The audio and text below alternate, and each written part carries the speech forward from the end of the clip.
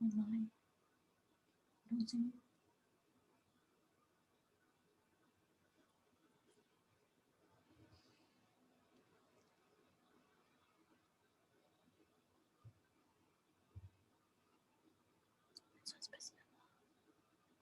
بسم الله. أعوذ بالله من الشيطان اللعين الرجيم. بسم الله الرحمن الرحيم. إن الله وملائكته يصلون على النبي يا أيها الذين آمنوا صلوا عليه وسلموا تسليما. اللهم صل على محمد وآل محمد. بسم الله الرحمن الرحيم. عن جابر بن عبد الله الأنصاري عن فاطمة الزهراء عليها السلام بنت رسول الله قال سمعت فاطمة أنها قالت دخل علي أبي رسول الله في بعض الأيام فقال السلام عليك يا فاطمة فقلت عليك السلام قال إني أجد في بدني ضعفا فقلت له أعيذك بالله يا أبتاه من الضعف فقال يا فاطمة ائتيني بالكساء اليماني فغطيني به فأتيته بالكساء اليماني فغطيته به وصرت أنظر إليه وإذا وجهه يتلألأ كأنه البدر في ليلة تمامه وكماله. اللهم صل على محمد وآل محمد. فما كانت إلا ساعة وإذا بولدي الحسن قد أقبل وقال السلام عليك يا أمه فقلت وعليك السلام يا قرة عيني وثمرة أفؤادي فقال يا أماه إني أشم عندك رائحة طيبة كأنها رائحة جدي رسول الله فقلت نعم إن جدك تحت الكساء فأقبل الحسن نحو الكساء وقال السلام عليك يا جدة يا رسول الله أتأذن لي أن أدخل معك تحت الكساء قال وعليك السلام يا ولدي ويا صاحب حوضي قد أذنت لك فدخل معه تحت الكساء. اللهم صل على محمد وآل محمد. فما كانت إلا ساعة وإذا بولدي الحسين قد أقبل وقال السلام عليك يا أمه فقلت وعليك السلام يا ولدي ويا قرة عيني وثمرة فؤادي فقال لي يا أمه إني أشم عندك رائحة طيبة كأنها رائحة جدي رسول الله فقلت نعم إن جدك وأخاك تحت الكساء فدنا الحسين نحو الكساء وقال السلام عليك يا جدة السلام عليك يا من اختاره الله أتأذن لي أن أكون معكما تحت الكساء فقال وعليك السلام يا ولدي ويا شافع أمتي قد أذنت لك فدخل معهما تحت الكساء. اللهم صل على محمد وآل محمد. فأقبل عند ذلك أبو الحسن علي بن أبي طالب وقال السلام عليك يا بنت رسول الله فقلت وعليك السلام يا أبا الحسن ويا أمير المؤمنين فقال يا فاطمة إني أشم عندك رائحة طيبة كأنها رائحة أخي وابن عمي رسول الله فقلت نعم ها هو مع ولديك تحت الكساء فأقبل علي نحو الكساء وقال السلام عليك يا رسول الله أتأذن لي أن أكون معكم تحت الكساء قال له وعليك السلام يا أخي ويا وصي وخليفتي وصاحب لوائي قد أذنت لك فدخل علي تحت الكساء. اللهم صل على محمد وآل محمد. ثم أتيت نحو الكساء وقلت السلام عليك يا أبتاه يا رسول الله أتأذن لي أن أكون معكم تحت الكساء قال وعليك السلام يا بنتي ويا بضعتي قد أذنت لك فدخلت تحت الكساء. اللهم صل على محمد وآل محمد. فلما اكتملنا جميعا تحت الكساء أخذ أبي رسول الله بطرف الكساء وأومأ بيده اليمنى إلى السماء وقال اللهم إن هؤلاء أهل بيتي وخاصتي وحامتي لحمهم لحمي ودمهم دمي، يؤلمني ما يؤلمهم ويحزنني ما يحزنهم. أنا حرب لمن حاربهم وسلم لمن سالمهم، وعدو لمن عاداهم ومحب لمن أحبهم. إنهم مني وأنا منهم، فاجعل صلواتك وبركاتك ورحمتك وغفرانك ورضوانك علي وعليهم، وأذهب عنهم الرجس وطهرهم تطهيرا. اللهم صل على محمد وآل محمد. فقال الله عز وجل: يا ملائكتي ويا سكان سماواتي، إني ما خلقت سماء مبنية ولا أرضا مدحية ولا قمرا منيرا ولا شمسا مضية ولا فلك يدور ولا بحر يجري ولا فلك يسري إلا في محبة هؤلاء الخمسة الذين هم تحت الكساء. فقال الأمين جبرائيل: يا رب ومن تحت الكساء؟ فقال عز وجل: هم أهل بيت النبوة ومعدن الرسالة، هم فاطمة وأبوها وبعلها وبنوها. اللهم صل على محمد وآل محمد. فقال جبرائيل: يا رب أتأذن لي أن أهبط إلى الأرض ليكون معهم سادسا؟ فقال الله: نعم، قد أذنت لك. فهبط الأمين جبرائيل وقال: السلام عليك يا رسول الله. الأعلي الأعلى يقرئك السلام ويخصك بالتحية والإكرام ويقول لك: وعزتي وجلالي إني ما خلقت سماء مبنية ولا أرضا مدحية ولا قمرا منيرا ولا شمسا مضية ولا فلك يدور ولا بحر يجري ولا فلك يسري إلا لأجلكم ومحبتكم، وقد أذن لي أن أدخل معكم، فهل تأذن لي يا رسول الله؟ فقال رسول الله: وعليك السلام يا أمين وحي الله، إنه نعم قد أذنت لك. فدخل جبرائيل معنا تحت الكساء. اللهم صل على محمد وآل محمد. فقال لأبي: إن الله قد أوحى إليكم يقول: إنما يريد الله ليذهب عنكم الرجس أهل البيت ويطهركم تطهيرا. اللهم صل على محمد وآل محمد. فقال علي لأبي: يا رسول الله، أخبرني ما لجلوسنا هذا تحت الكساء من الفضل عند الله. فقال النبي صلى الله عليه وآله: والذي بعثني بالحق نبيا واصطفاني بالرسالة نجيا، ما ذكر خبرنا هذا في محفل من محافل أهل الأرض وفيه جمع من شيعتنا ومحبينا إلا ونزلت عليهم الرحمة وحفت بهم الملائكة واستغفرت لهم إلى أن يتفرقوا. فقال علي عليه السلام: إذا والله فزنا وفاز شيعتنا ورب الكعبة. فقال النبي ثانيا: يا علي والذي بعثني بالحق نبيا واصطفاني بالرسالة نجيا، ما ذكر خبرنا هذا في محفل من محافل أهل الأرض وفيه جمع من شيعتنا ومحبينا وفيهم مهموم إلا وفرج الله همه ولا مغموم إلا وكشف الله غمه ولا طالب حاجة إلا وقضى الله حاجته. فقال علي عليه السلام: إذا والله فزنا وسعدنا وكذلك شيعتنا فازوا وسعدوا في الدنيا والآخرة ورب الكعبة. اللهم صل على محمد وآل محمد. اللهم صل على محمد وآل محمد. بسم الله الرحمن الرحيم.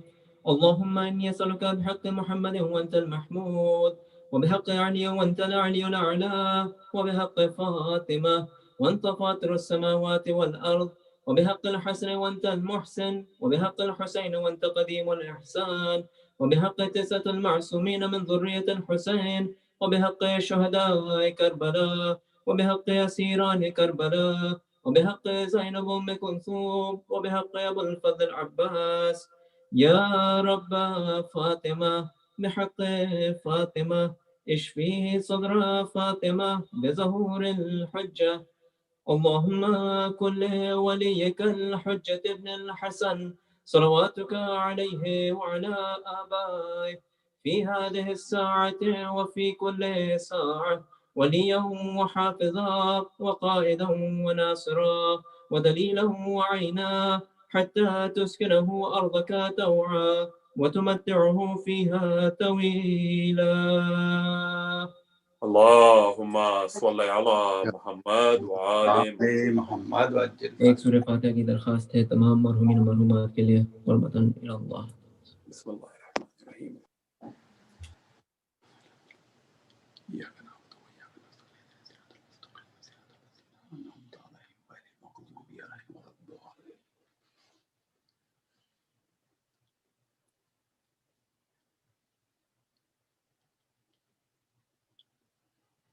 الصمد لم يلد. بسم الله. اور محمد وآل محمد صلوات. اللهم صل على محمد وآل مجلس شم رسول دو سرا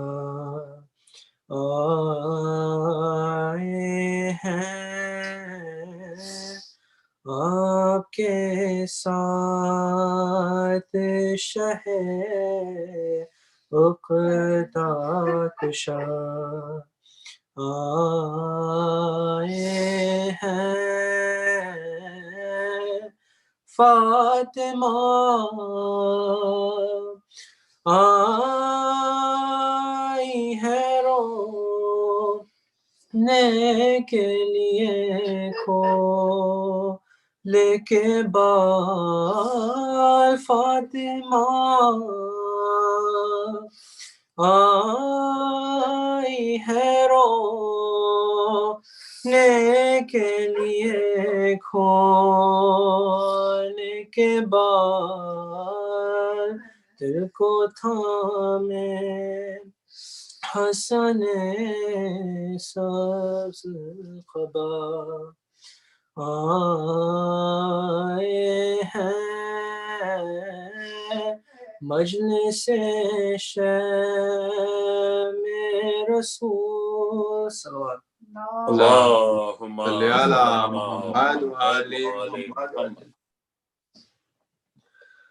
لاش جب سے تے پیمبر کا اٹھایا ہوگا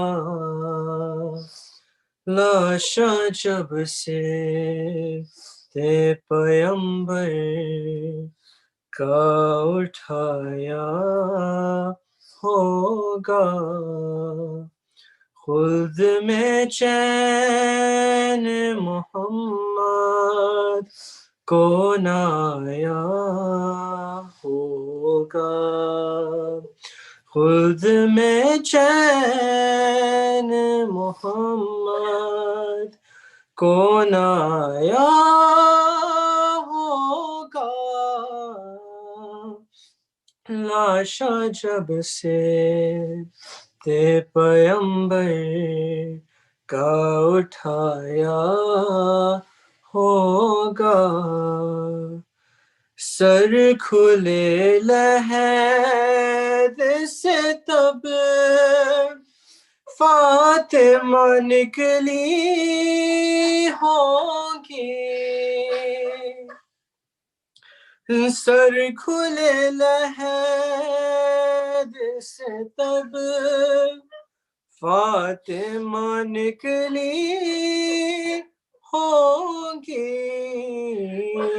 سحر جوتا نے جو شبر کو پلایا ہوگا زہر جودا نے جو شبر کو پلایا ہوگا لاشا جب سے تے پیمبر کا اٹھایا ہوگا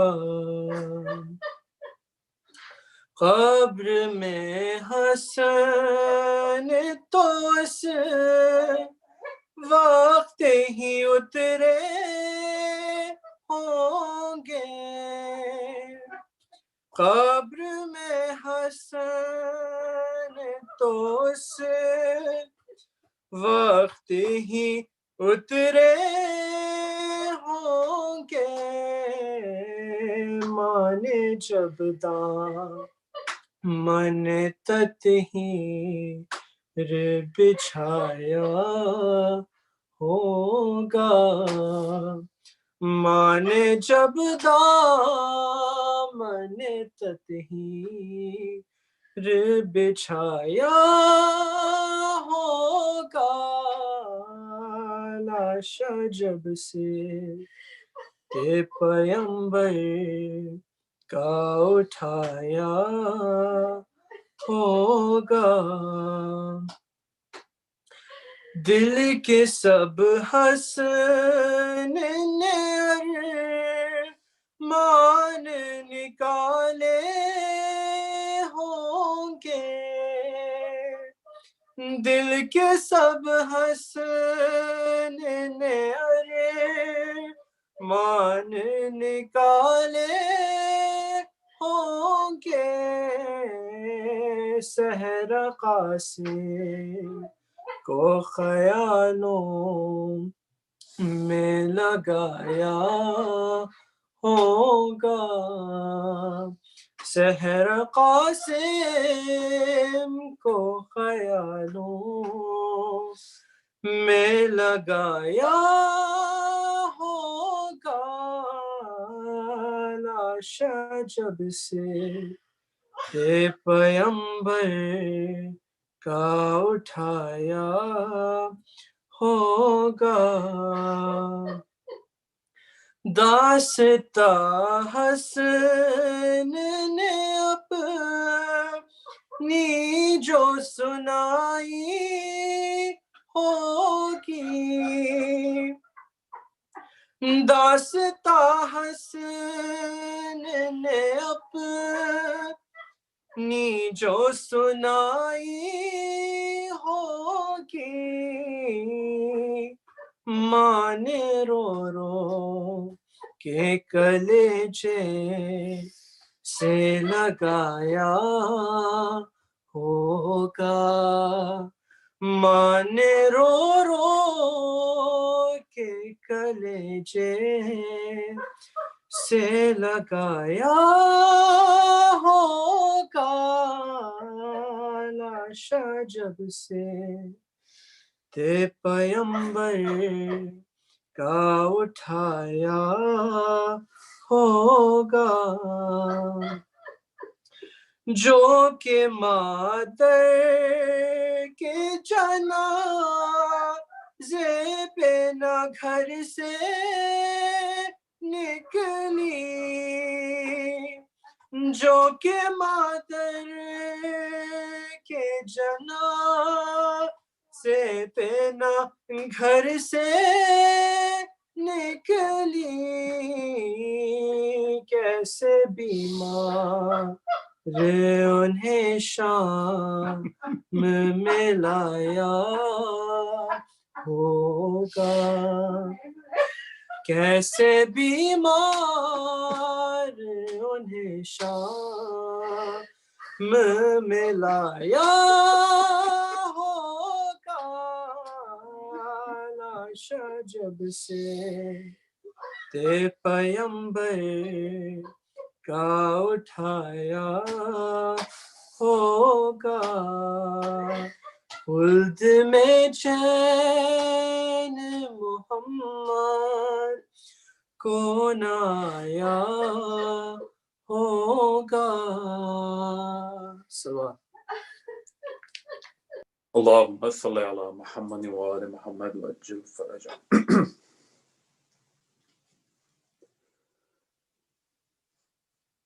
کیے ہیں شمر نے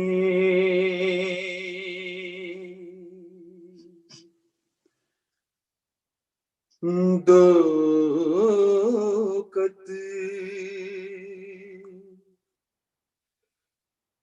ایک خنجر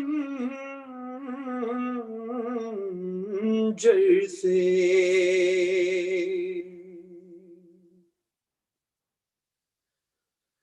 کیے ہیں شمر نے دو قطر، ایک خنجر سے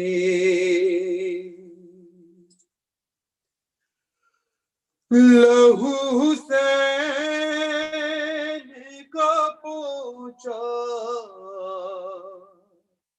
بہن کی چادر سے،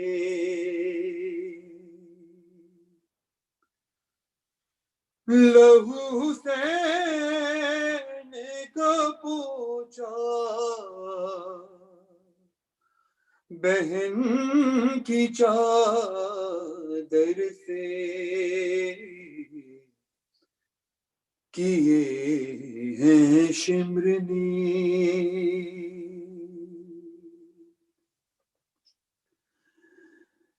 غریب زہرا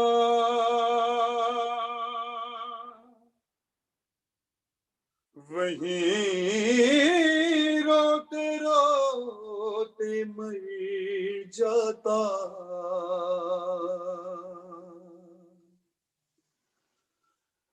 غریب زہرا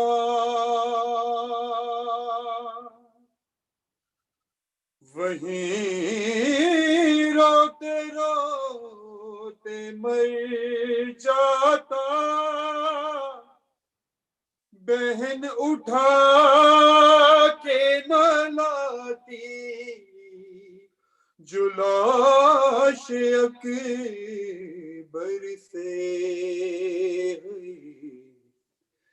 کیے ہیں شمر نے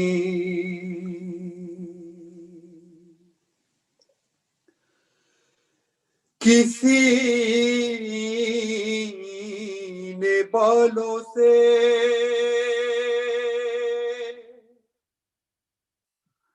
پکڑا کوئی اٹھا کے چلا،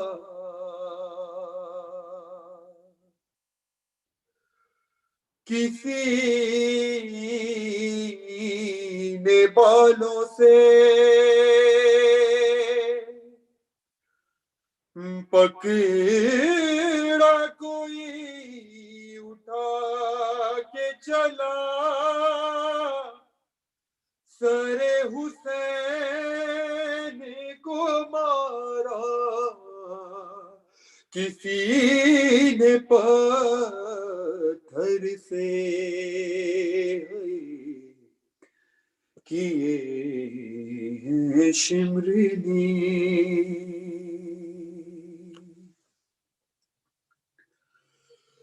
اسے اٹھایا ہے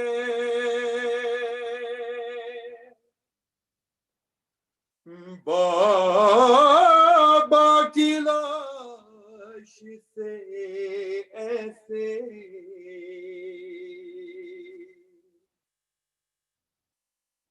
اسے اٹھایا ہے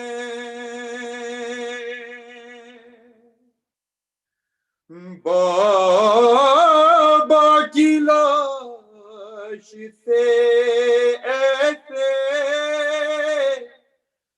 کہ پھر سکینہ نہیں سوئی شمر کے ڈر سے، کیے ہیں شمر نے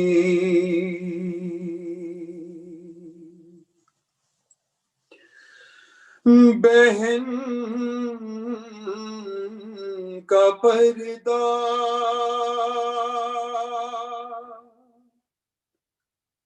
تکلم سے بنانا تھا،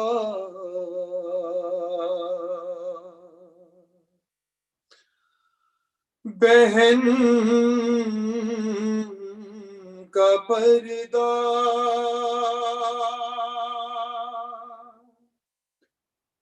تکلم سے بنانا تھا، سنا رہا تھا وہ قرآن سینا کے منبر سے کیے ہیں شمرنی،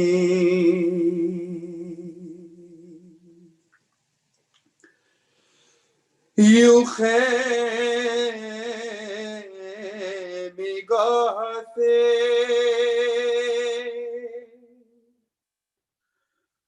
نکلے بوقت عصر حسین،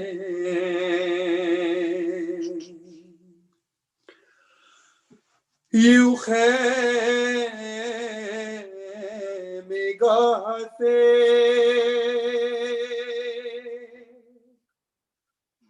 نکلے بوقت عصر حسین، جنازہ اٹھتا ہے جیسے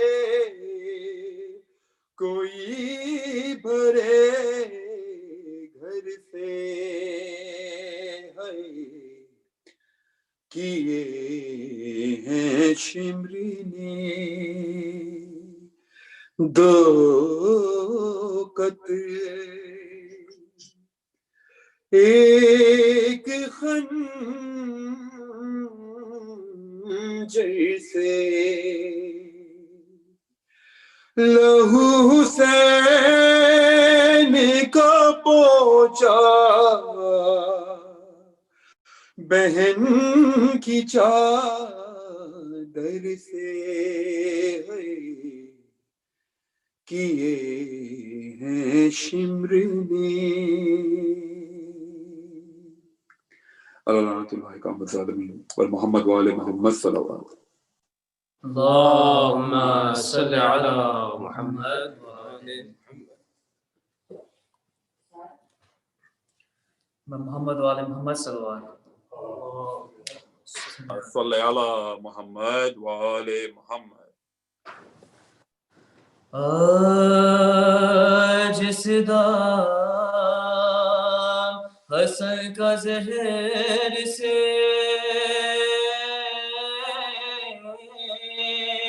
ٹکڑے جگر ہوا،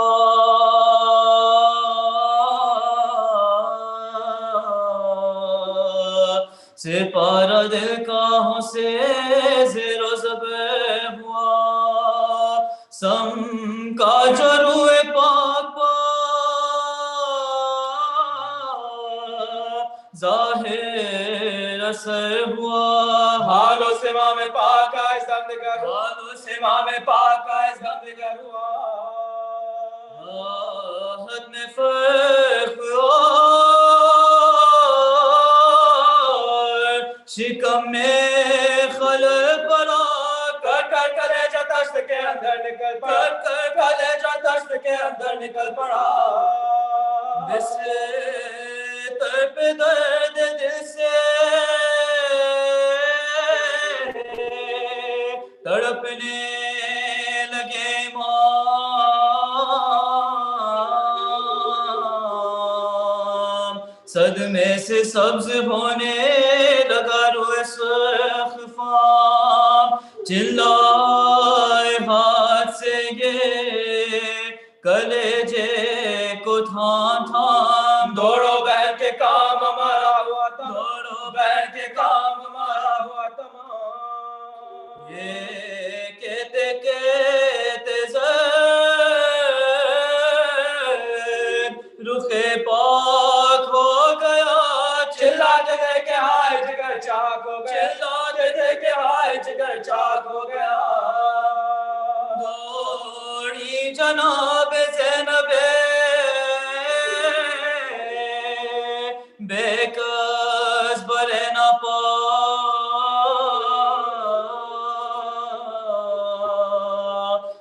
کھا کے لوٹتے ہیں بچھونے پہ مشتبہ بولی سر کو پیٹ کے وہ غم کی مبتلا ہے بہن سارو بھائی یہ کیا ہوا ہے بہن سارو بھائی یہ کیا ہوا کیا پھر کسی نے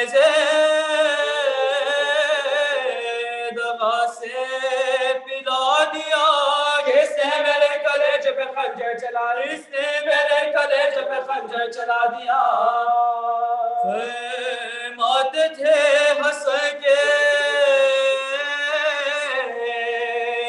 بلاؤ حسین کو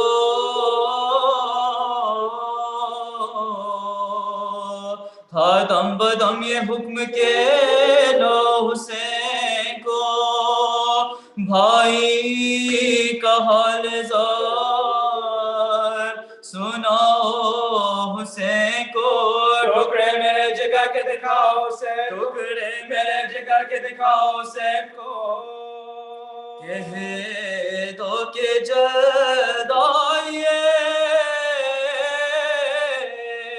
رحلات کا وقت ہے سن جائے کچھ آ کے وصیت کا وقت سن جائے کچھ آ کے وصیت کا وقت ہے آئے حسین اتنے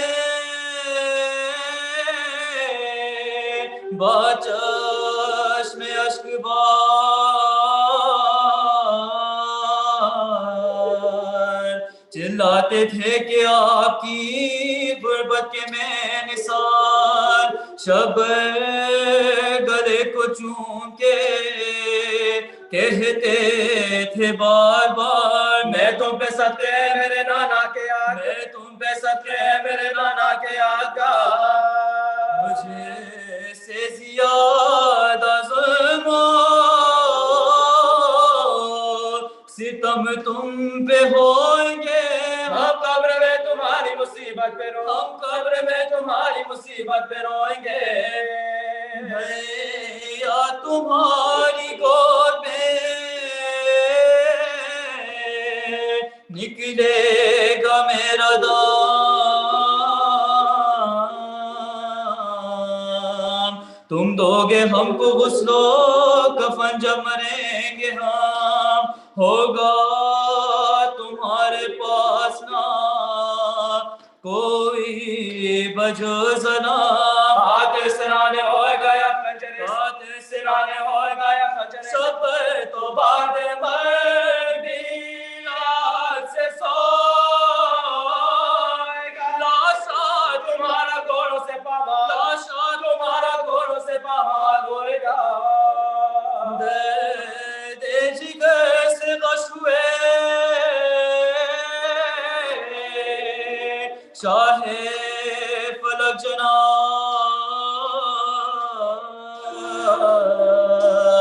غمگی تو تھے حسین ہوا اور اضطراب حاضر تھی روح احمد و زہرا پوترا آسماں پہ ہو گئے باغ جنا کے آسماں پہ ہو گئے باغ جنا کے سر پیٹو مومنوں کے قضا کر گئے مل بھائی کے حسین ہوئے مر مل بھائی کے حسین ہوئے مر گئے حسین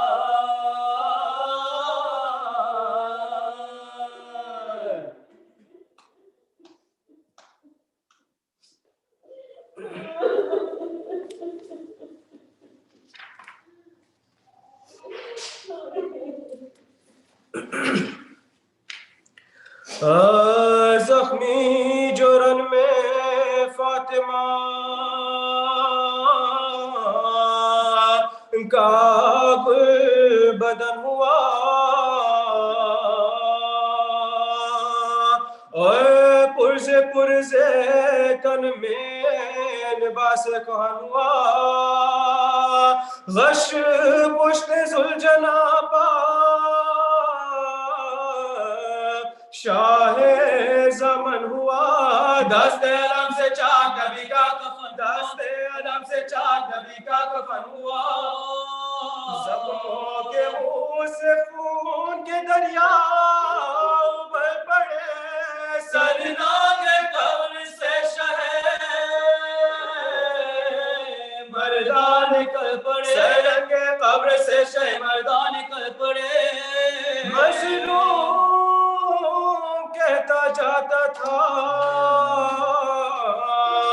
میں بے گناہ ہوں مارو نہ مجھ کو صبت رسالت بنا ہوں تم لوگوں کا خدا کی قسم خیر خواہ ہوں اس قول پر خدا کو میں رکھتا گواہ اس قول پر خدا کو میں رکھتا گواہ ہوں کچھ رحمت تھا نہ کسی نابکار کو شمشیریں مارتے تھے شمشیریں مارتے تھے غریب دیا ایسا لگا جو سینے پہ تھرا کے ایسا لگا جو سینے پہ تھرا کے دیکھا جو تیر ماتھے پہ تھرا کے دیکھا جو تیر ماتھے پہ تھرا کے رہ گئے ایسا لگا جو سینے پر تھرا کے رہ گئے بیٹھا جو تیر ماتھے پر تھرا کے رہ گئے گرنے لگے تو ہاتھوں کو لٹکا کے رہ گئے شکر خدا زبان سے فرما کے رہ شکر خدا زبان سے فرما کے رہ گئے اکبر نہ تھے جناب نہ پاس پاس تھے مظلوم بیچ میں تھا مظلوم بیچ میں تھا سینے پہ بالا رکھ کے گرایا سینے پہ بالا رکھ سینے پہ بالا رکھ کے گرایا حسین کو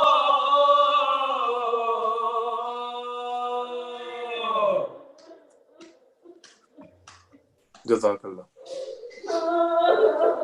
میں گزارش کرتا ہوں جناب علی رضا حسینی صاحب سے کہ وہ خطاب کریں پر محمد وآل محمد صلوات. اللهم صل على محمد اللهم صل على محمد وآل محمد. Let us begin by reciting Surah Al-Fatiha for all Marhameen and all of those Muhibban Ahl Bayt.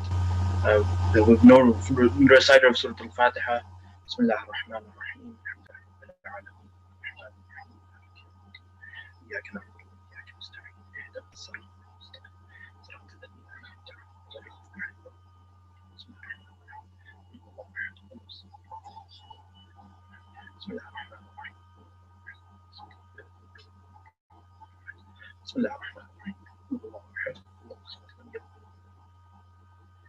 أعوذ بالله من الشيطان الرجيم. بسم الله الرحمن الرحيم. الحمد لله رب العالمين والصلاة والسلام على أشرف الأنبياء والمرسلين سيدنا ونبينا وشفيعنا بالقاسم محمد. اللهم صل على محمد وآل محمد وعجل فرجهم وعلى أهل بيته الطيبين الطاهرين المعصومين المظلومين ولعنة الله على أعدائهم أجمعين من يومنا هذا إلى قيام يوم الدين.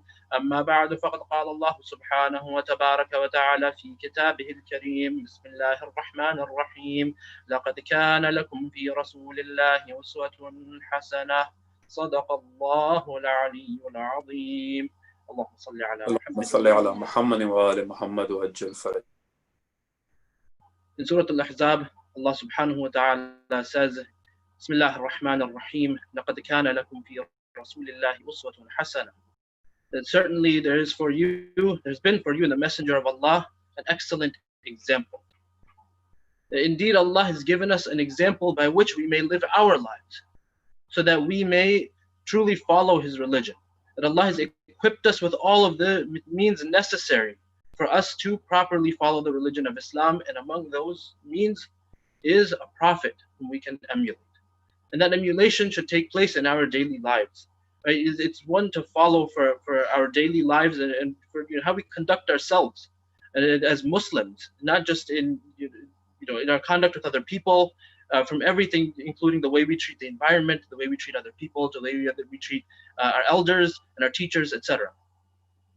Now, how does one follow that example? Rasulullah sallallahu alayhi wa alihi, Allahumma salli ala Muhammad wa ali Muhammad wa'ajjal farajahum.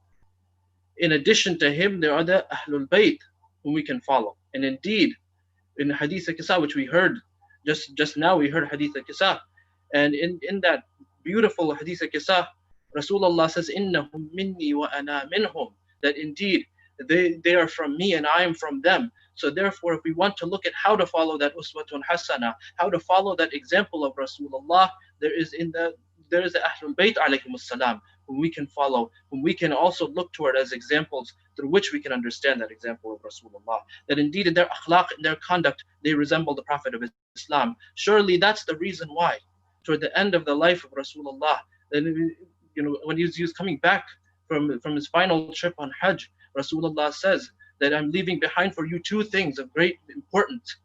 One of them is Kitab Allah, the book of God, and the other is Itrati Ahlul Bayti. That indeed these Ahlul Bayt are one of the legacy of Rasulullah. That from understanding these Ahlul Bayt, we can understand the importance of that Prophet. We can understand the legacy of that Prophet. We can understand the example of that Prophet. Now, indeed, if we look at the Ahlul Bayt, we look at Imam Hassan alayhi salam, whose shahadat we observe today.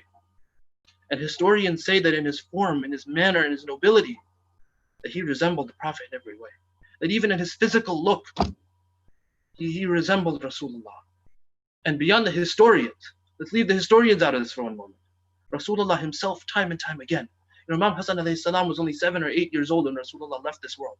But in those 7 or 8 years, multiple instances have been documented where Rasulullah would say to Imam Hassan, "Oh Hassan, you resemble me in your form and your manner."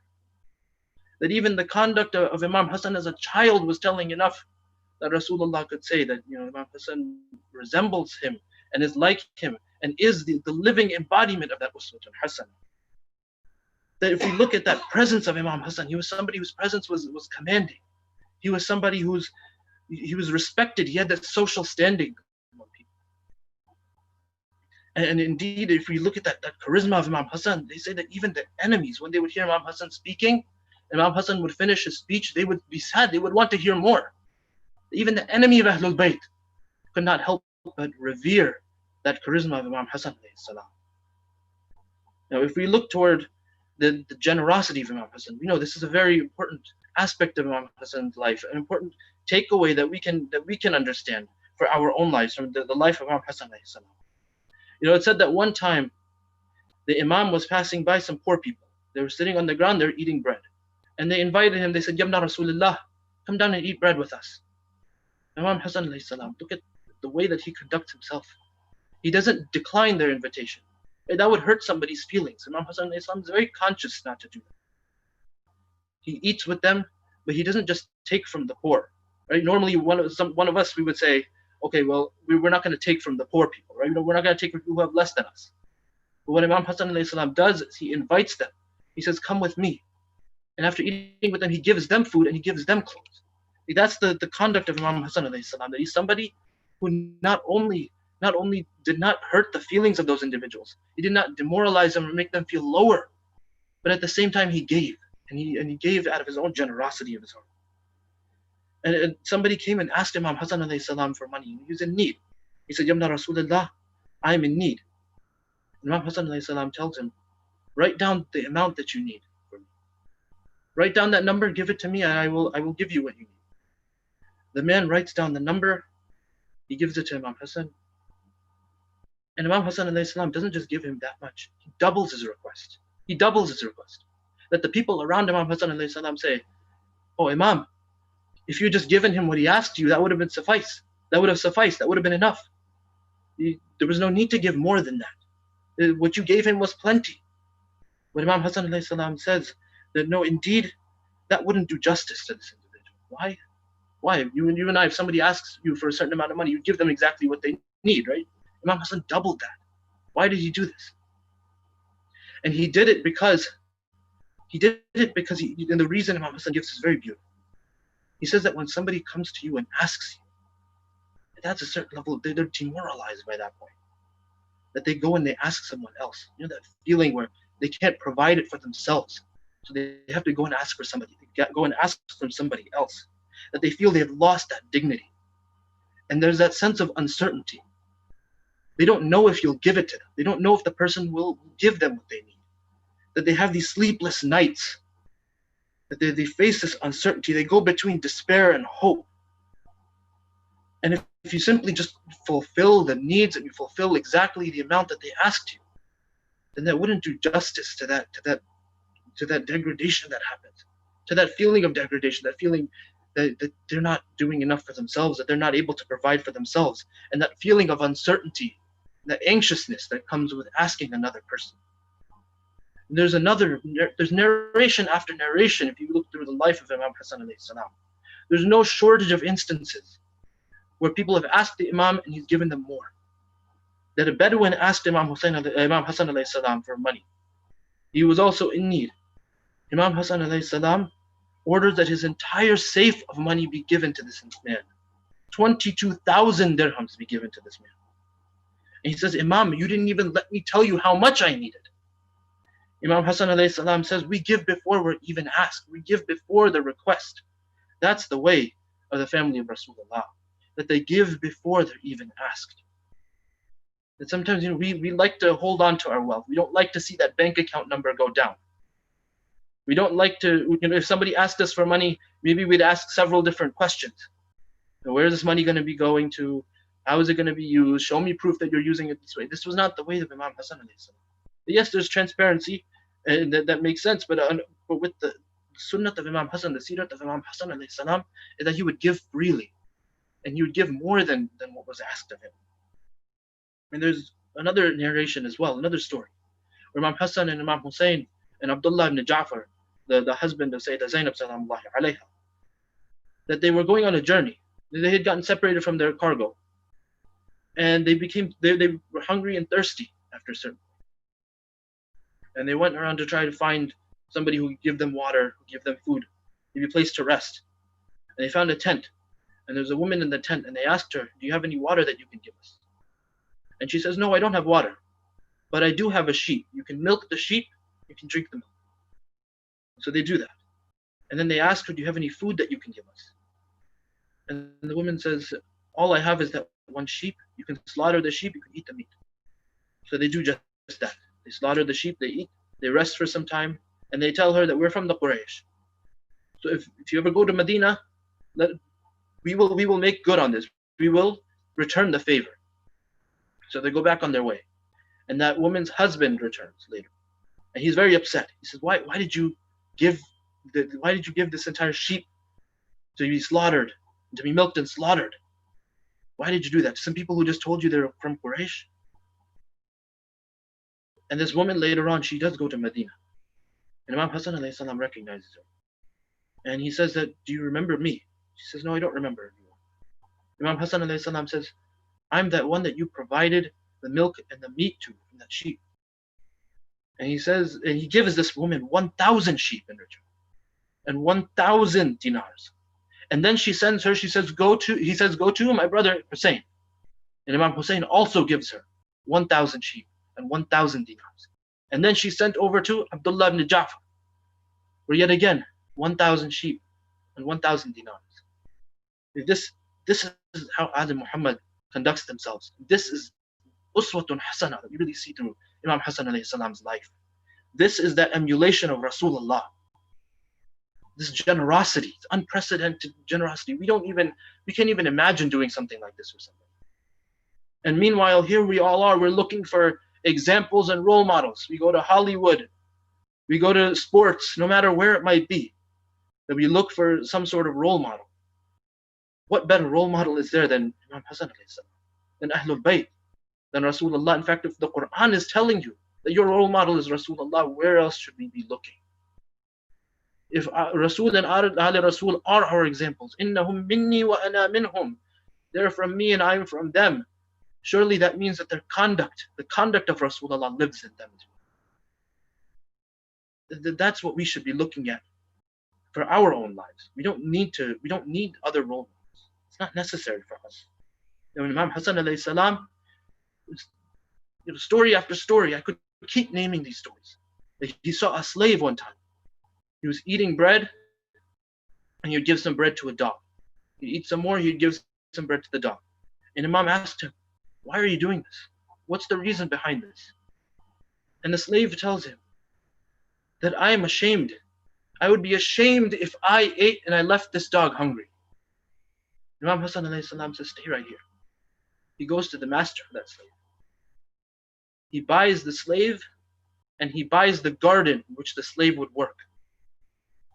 And he frees the slave and gives the slave the garden. This is yours. Imagine, even to somebody who was at the lowest level of society, Imam Hassan alayhi salam is showing the utmost generosity to. I mean, Imam Hassan does not show any sort of elitism in his generosity. We find that's the example of Imam Hassan alayhi salam, and even to the enemies of Ahlul Bayt, Imam Hassan showed the greatest of generosity. Now, there was a man, we all know this story. We're told this story very frequently about Imam Hassan alayhi salam, where there's a man from Syria. He came from Syria, he began to attack Imam Hassan, he began to insult him and use the worst language possible. He insulted Imam Amir al-Mu'mineen, the father of Imam Hassan alayhi salam. And what was Imam Hassan's response? He says, you look like a traveler. You look like you've come from far away. Can I get you some food? Can I get you some clothes? If you need clothes, I can get you some clothes. If you need a place to stay, I can give you a place to stay. That he responded not with more insults. Imam did not respond with foul language the way any of us would. Rather, Imam Hassan alayhi salam embodied uswatun hasan, where he showed even the best of conduct and the best of generosity to somebody who was an enemy of Ahlul Bayt. And this man would go on to now love Ahlul Bayt and love Amir al-Mu'mineen. Now this is Imam Hassan alayhi salam. This is that Imam whose shahadat we commemorate today. Right? We don't even know that much about this Imam's life. If I were to ask somebody, how much do you know about the life of Imam Hassan alayhi salam? Yes, we know Amir al-Mu'mineen. Yes, we know Imam Hussein alayhi salam, but this Imam oftentimes does not get the right level of attention. He doesn't get that appreciation that he deserves. That this Imam, we could also look at his worship as an example for our worship. You know, it's said that Imam Hassan alayhi salam performed Hajj 25 times. One time is difficult enough, right? One time is difficult. And we have transportation, we have planes, we have buses on the ground, we have all of this. Imam Hassan alayhi salam did 25 trips to Hajj on foot, 280 miles each way, Medina to Makkah and then back. He did that trip 25 different times. And when he would do wudu, they say that when he would take water for wudu, Imam Hassan's face would be pale and he would begin to shake. I mean, what do we do before our prayers? We just take the water, we throw it on our face, we take some water, we put it on our arms, and we move on. We do all the steps of wudu, we move on. Imam Hassan alayhi salam really understood the essence and the spiritual reality of that wudu. He didn't even start reading namaz yet, and he already understood the spiritual essence. We speed through it all. Imam Hassan alayhi salam would shake just taking the water for wudu. And when someone would mention the grave, when someone would mention Sirat or Qiyamah, Imam Hassan alayhi salam would weep. He would weep. He's a ma'soom. He never committed any sin. Yet Imam's understanding and his mindfulness of the afterlife, what happens after when one leaves this world, was so much. I mean, where is that in us? Where is that awareness in us? That a ma'soom Imam is stressing this. We commit sins, but we don't even look toward anything beyond this life. And this was an Imam who didn't look to just gain material wealth. In fact, Imam Hassan alayhi salam, as we said before, he gave what he had, but he had a greater sight toward the hereafter. And here we are, we look and we treat gaining material wealth as if that's our end, as if that's our ultimate goal. Imam Hassan alayhi salam was not like that, and that's not what Imam teaches us. But if we look toward the way that Imam Hassan alayhi salam has been treated by history, it's really sad to see the way that he's been portrayed. That some of the greatest so-called historians of Islam, they portray Imam Hassan in such a negative way. That Fred Donner, for example, one of the major well-known historians in the West of Islam, he says that Imam Hassan, astaghfirullah, agreed to call Muawiyah Amir al-Mu'mineen just to get a pension and just so he could withdraw from politics. This is the treatment of an Imam. He just went over the characteristics of such an amazing Imam, that conduct of Rasulullah that we should be emulating. Yet this is how he's treated. And even within Shias, there are misconceptions. that the Imam, for example, they say that Imamat didn't go through Imam Hassan. Therefore, he's lower than Imam Hussein. Some say that Imam Hassan alayhi salam signed off on a treaty, and therefore that makes him weaker than Imam Hussein. And I will go through these and explain why this is wrong.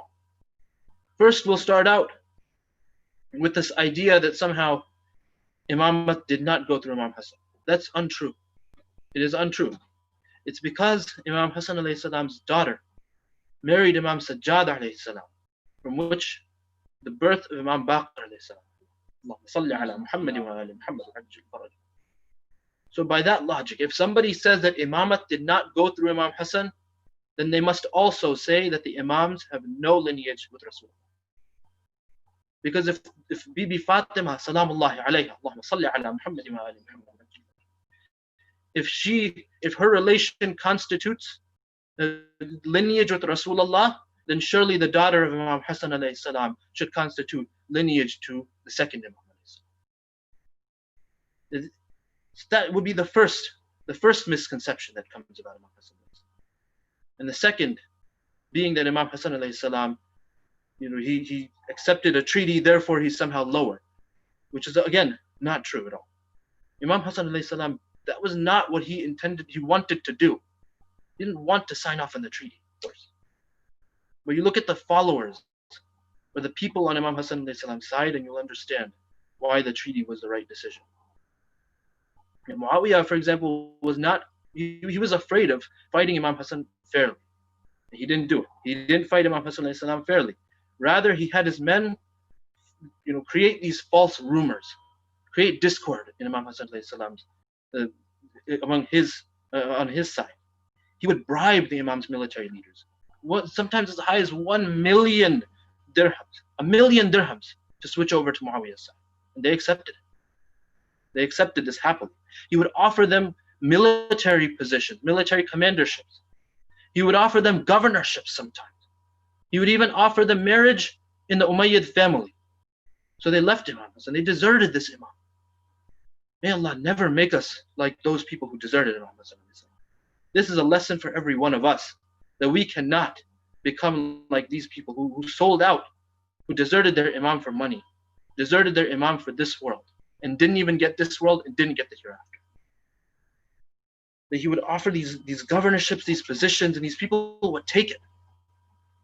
And how could this Imam, if we look at the people that were on Imam's side, we look at the people who came on Imam's side, you'll find that there were some who were Khawarij.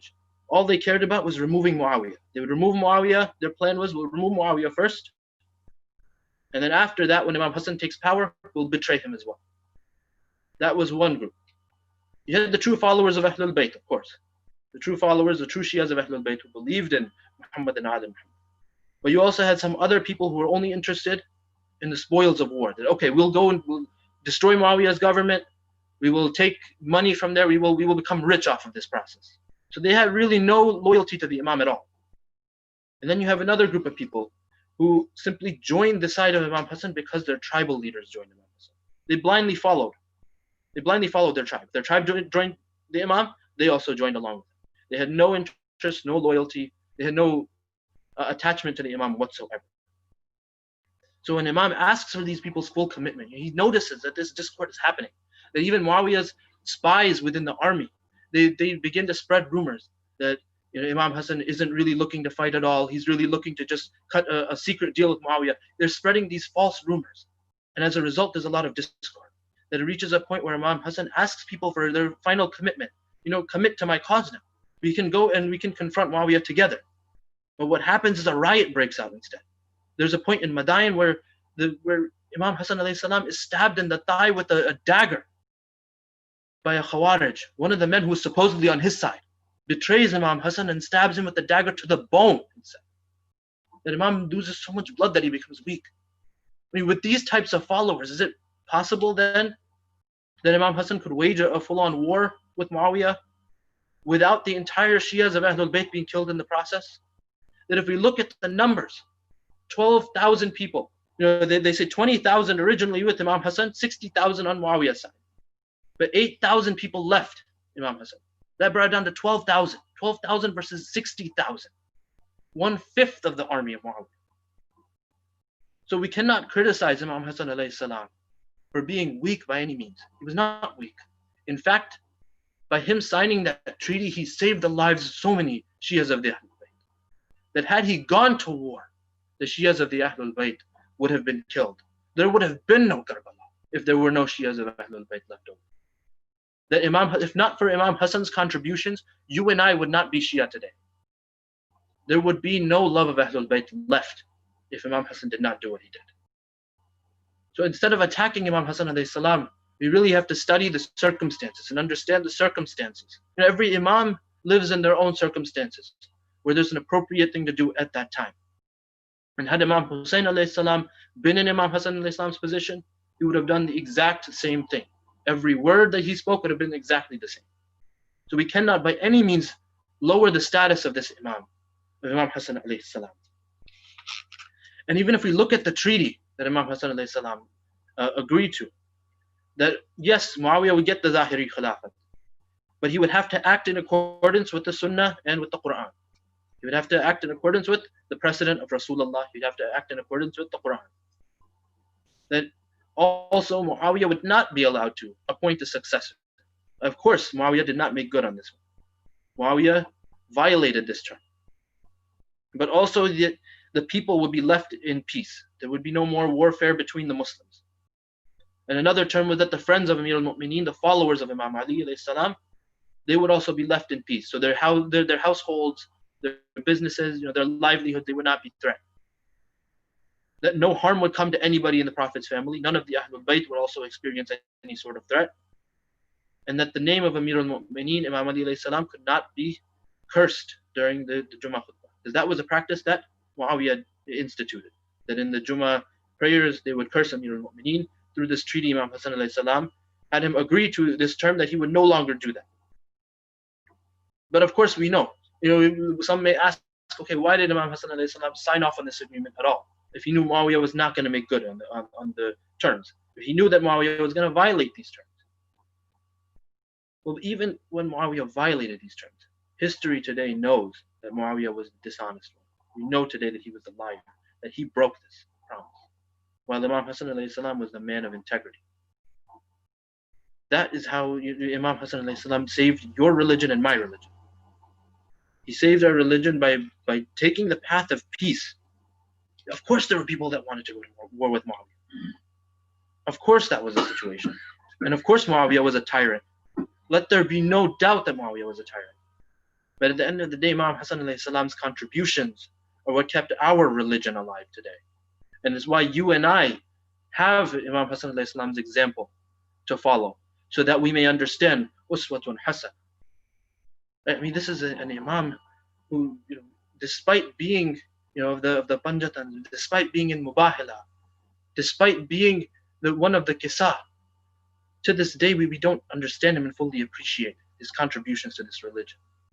And just because he didn't take the military path does not mean that his contributions were not valuable. Of course they were valuable.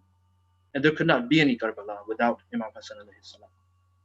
And even when Imam Hassan alayhi salam went back to Medina, of course the nature of an imam is such that even when there's somebody else in power in the Zahiri Khilafah, people are still attracted to that character, right? We said before, innahum minni wa ana minhum.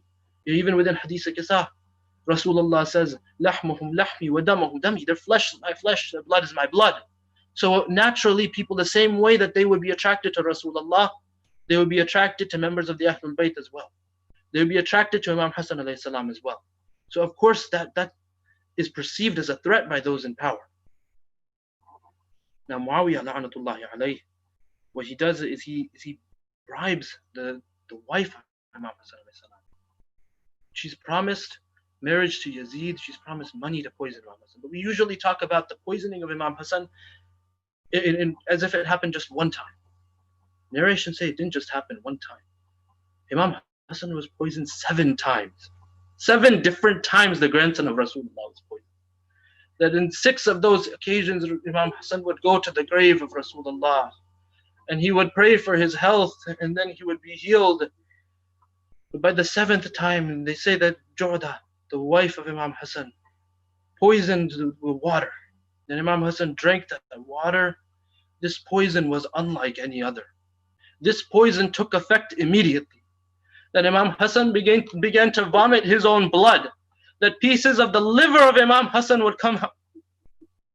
That he would tell Imam Hussein, he'd say, "Oh Hussein, my time has come." He sees Imam Hussein alayhi salam is crying.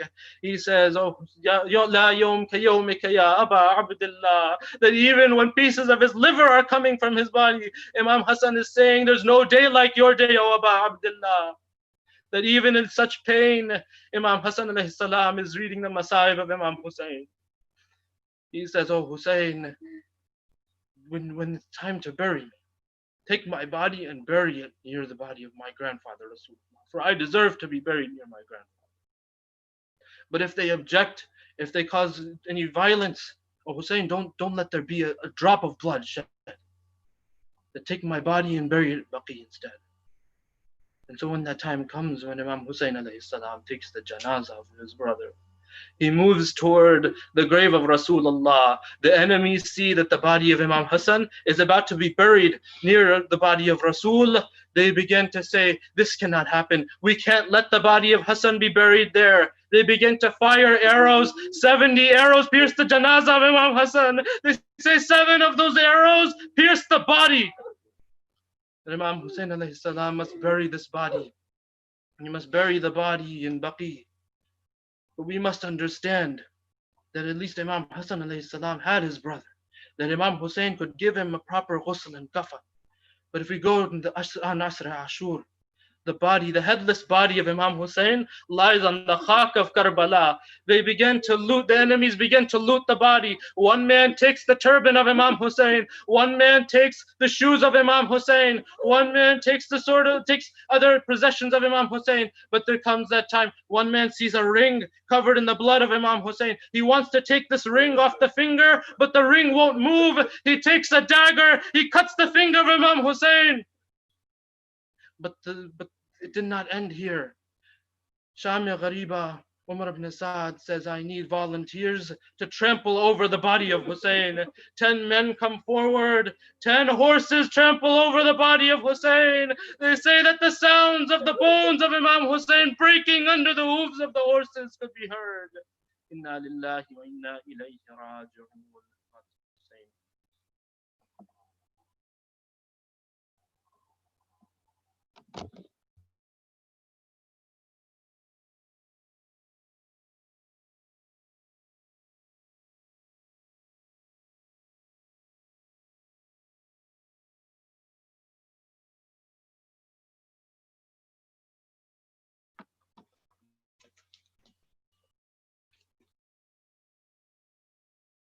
Sign.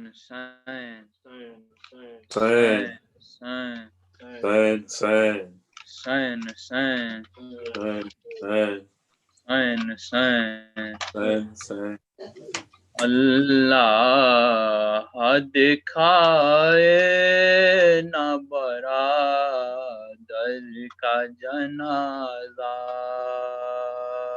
अल्लाह दिखाए ना बरादर का जनाजा अल्लाह दिखाए ना बरादर का जनाजा अल्लाह दिखाए ना बरादर का जनाजा शबीर के कांधों में है बल का जनाजा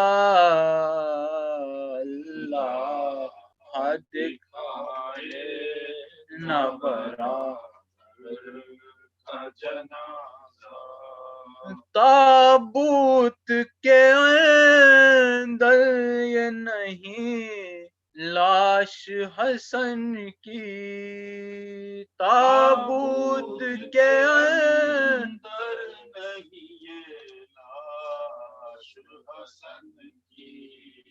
ताबूत के अंदर ये नहीं लाश हसन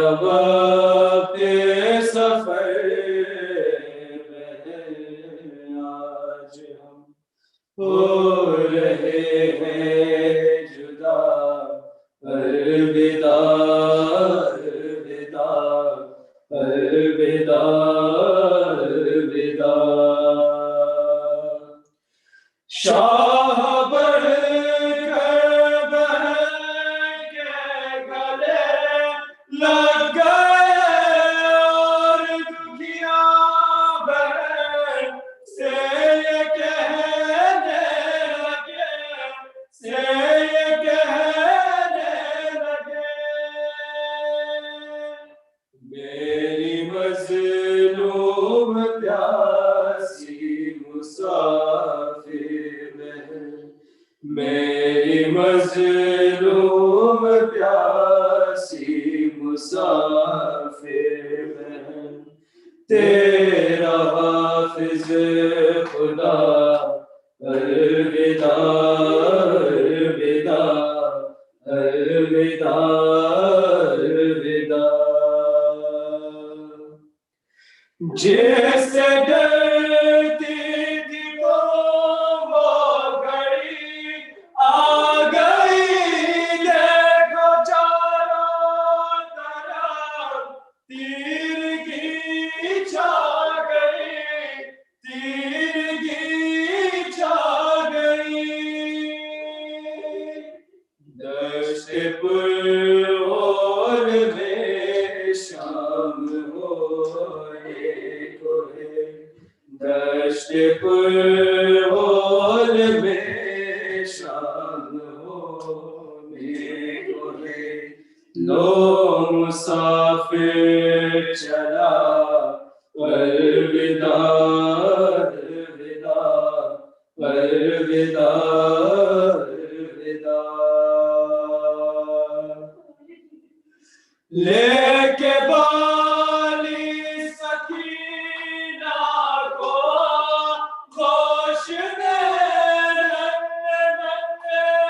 سے آنکھوں کے بوسے لیے، لو کے بوسے لیے، شین حسرت سے بیٹی کو تکتے ہوئے، شین حسرت سے بیٹی کو تکتے ہوئے، آہ بھر کے کہا الوداع الوداع الوداع الوداع۔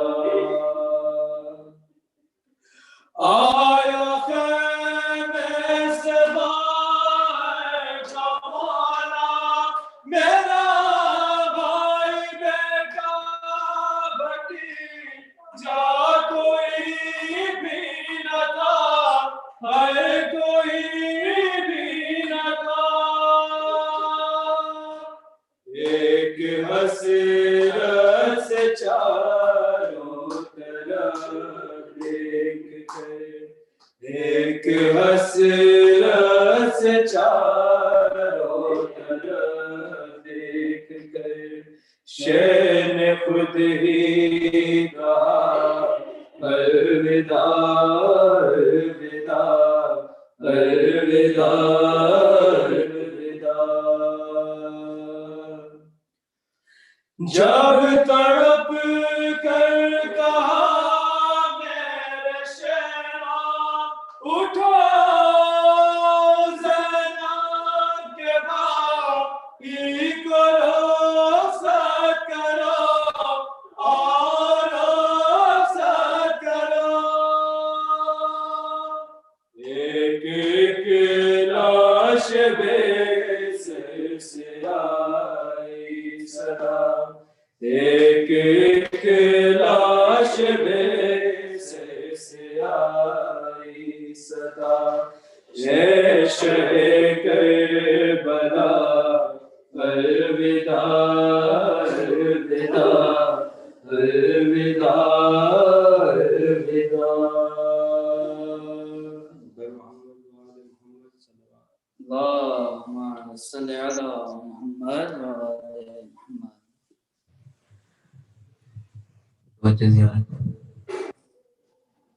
صل على محمد وآل محمد. بسم الله الرحمن الرحيم. يا رب فاطمة بحق فاطمة اشفي صدر فاطمة بظهور الحجة. اللهم لن أول ظالم ظلم حق محمد وآل محمد وآخر تابع له على ذلك. اللهم لعن الإصابة التي جاهدت الحسين عليه السلام وشايعت وبايعت وتابعت على قتله. اللهم لعنهم جميعا. السلام عليك يا أبا عبد الله وعلى الأرواح التي حلت بفنائك. عليك مني سلام الله أبدا ما بقيت وبقي الليل والنهار ولا جعله الله آخر العهد مني لزيارتكم. السلام على الحسين وعلى علي بن الحسين وعلى أولاد الحسين وعلى أصحاب الحسين. السلام عليك يا أبا الفضل العباس يا ابن أمير المؤمنين وقاسم بن حسن ومصر بن عقيل وحالي بن عروة وحبيب بن مظاهر والفر شهيد الرياهي. السلام عليكم يا ساداتي وموالي جميعا ورحمة الله وبركاته. السلام عليك يا مولاه وابن مولاه. السلام عليك يا غريب الغرباء. السلام عليك يا معين الضعفاء والفقراء. السلام عليك يا سلطان يا أبا الحسن يا علي بن موسى الرضا روحي وجسمي لك الفداء. السلام عليكم ورحمة الله وبركاته. السلام عليك يا صاحب الأسر والزمان. الأمان الأمان الأمان الأعجل يا مولاي. السلام عليك يا شريك القرآن. السلام عليك يا إمام الإنس والجان. السلام عليك يا مظهر الإيمان. عجل الله تعالى فرجك وسهل الله تعالى مخرجك وظهورك ورحمة الله وبركاته. اللهم صل على محمد. بسم الله الرحمن الرحيم. اللهم كن وليك الحجة ابن الحسن صلواتك عليه وعلى آبائه في هذه الساعة وفي كل ساعة وليا وحافظا وقائدا وناصرا ودليلا وعينا حتى تسكنه أرضك طوعا وتمتعه فيها طويلا. اللهم صل